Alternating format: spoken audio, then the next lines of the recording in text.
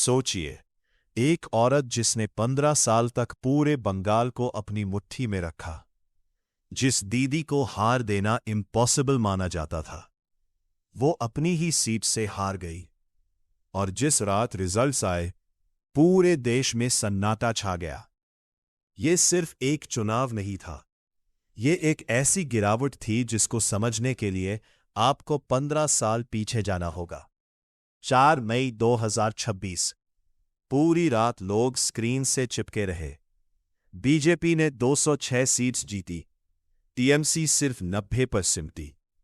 और ममता बनर्जी, वो भवानीपुर से भी हार गई, वो सीट जिसे वो अपना घर मानती थीं। लेकिन ये हार एक रात में नहीं आई। ये एक ऐसी कहानी है जिसमें एक एक चीज धीरे धीरे टूटी, जैसे किसी पुराने महल की नींव वह चुपचाप खाली होती है और एक दिन वो भड़क के गिर जाता है। तो आज हम वो रहस्य खोलेंगे जो इलेक्शन से बहुत पहले शुरू हो चुका था। अगस्त 2024। कोलकाता के आरजी कार मेडिकल कॉलेज में एक ट्रेनी डॉक्टर के साथ कुछ ऐसा हुआ जिस बारे में बोलना भी मुश्किल है। और बंगाल का दिल भी।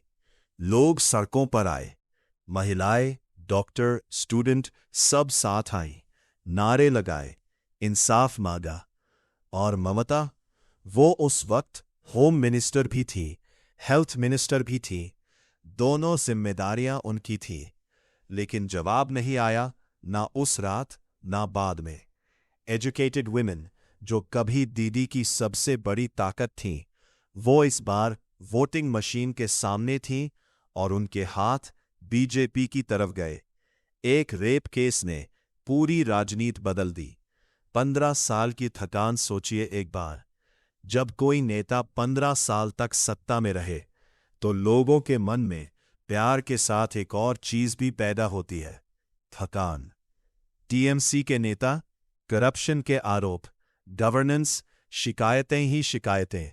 अर्बन मिडिल क्लास बिल्कुल टूट चुका था ममता से।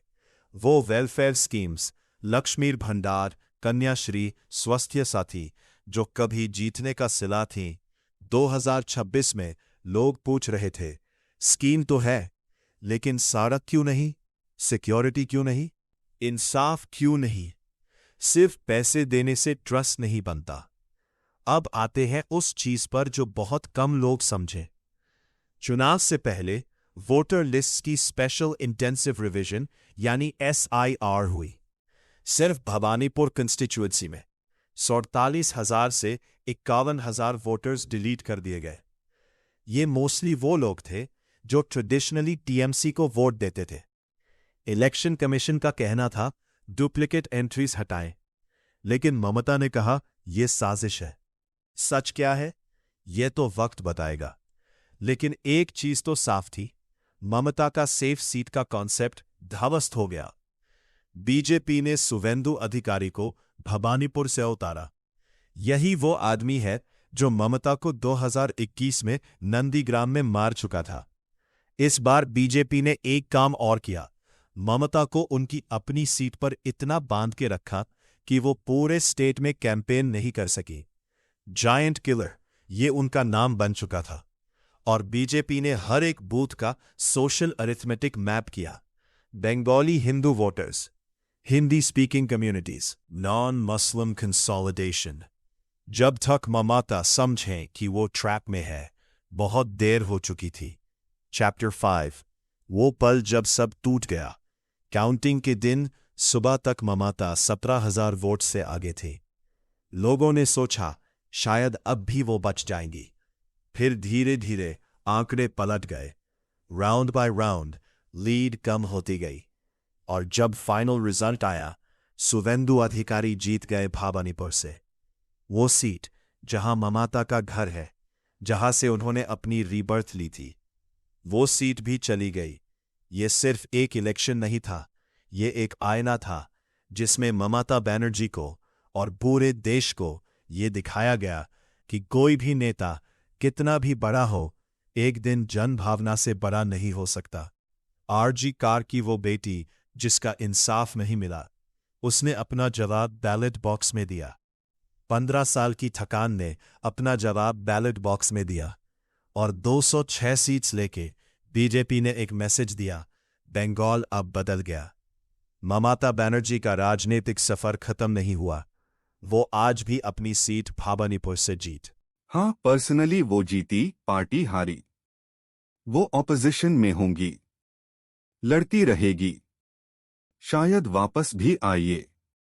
लेकिन अभी के लिए बंगाल का ये अध्याय बंद हो गया। 15 साल, 206 सीट्स, एक बेटी का इंसाफ, एक दीदी का एंट। इतिहास के पन्ने में ये तारीख हमेशा के लिए दर्ज हो गई। 4 मई 2026। आप मुझे कमेंट्स में बताइए, क्या आपको लगता है ममता बनर्जी एक बार फिर वापस आएंगी, या बंगाल का ये पॉलिटिकल चैप्टर हमेशा के लिए बंद हो गया? अपना जवाब नीचे लिखिए। और अगर ये वीडियो आपको सच लगा तो एक बार सब्सक्राइब जरूर करें, क्योंकि यहाँ सिर्फ कहानियां नहीं सुनाते, हम सच सुनाते हैं।